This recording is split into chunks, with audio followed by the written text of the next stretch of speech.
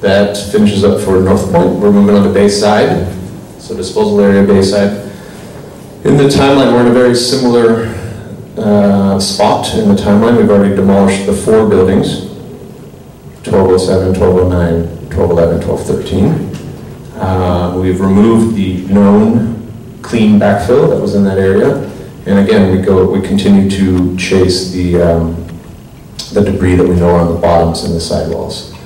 Again, same process with North Point. We go ahead and do chemical and radiological sampling. Now, one interesting thing about Bayside is we have an extra step in the process. We have to look for munitions, because we did encounter munitions scrap in an area known as the historic burn area, and I'll get into that in another slide.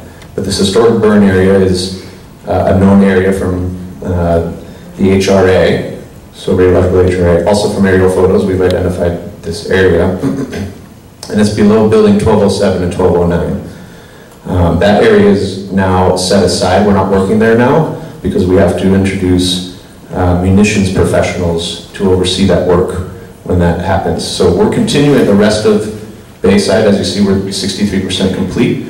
So work is continuing there. We are going to come back to this historic burn area early next year.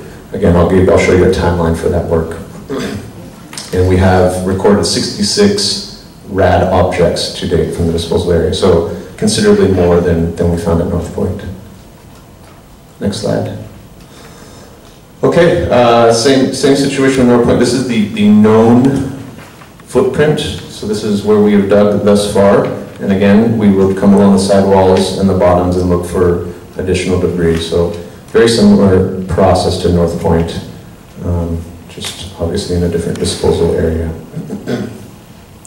Okay, historic burn area. So this is a figure from the HRA STM, Supplemental Tech Memo. This figure shows us an area labeled as the historic burn area. So lo and behold, we did find it where it was documented.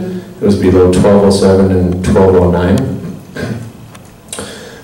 It's a darker burned material, as you can imagine, of any normal base rubbish that was burned. So you have glass construction debris. And in this case, we did find RAD objects in this burned debris. Not surprising, that's what we're out here to do.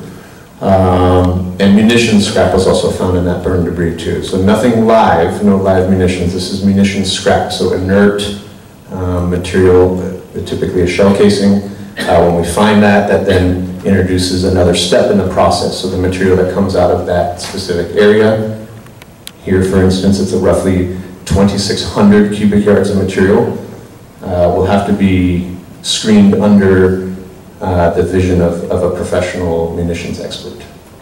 So that's where we'll go with that area. A picture of the specific area I was just talking about, the historic burn area. Slightly darker soil than we typically encounter. Obviously distinct from the previous backfill material that we've excavated that was on top of this. Some other in-process photos. Again, this is the historic burn area. These are technicians that are screening bucket by bucket looking for RAD objects. Another activity that's going out there in Bayside that folks may have observed is what we call size reducing of the concrete. So this material is the former slab concrete from the buildings. We have to break that up in order to dispose of it properly. Okay, some more. Yeah, thanks, Mary. A couple other photos, just giving an example of the current conditions out there. Of course, this is groundwater intrusion, so we didn't fill this excavation, this is filled naturally. And this is as you come across the road at Bayside, which of course we closed the road down a while ago. The excavation came across at 1222, and that's that building there, the vacant building.